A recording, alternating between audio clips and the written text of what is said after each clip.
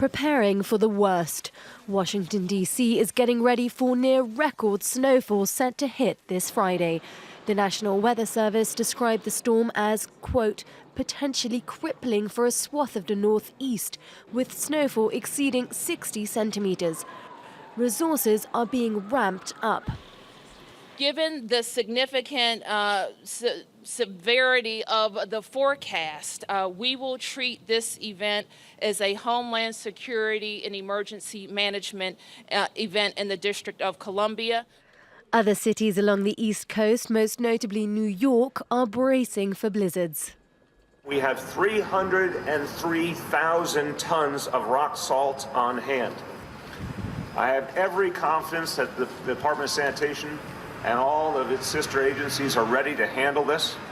Shoppers across the affected area are stocking up on supplies in anticipation of a weekend inside. Public schools were closed in D.C. on Friday, and the city will suspend its subway system from late on Friday through the weekend. Over 2,000 flights have also been cancelled, and motorists have been urged to stay off the road.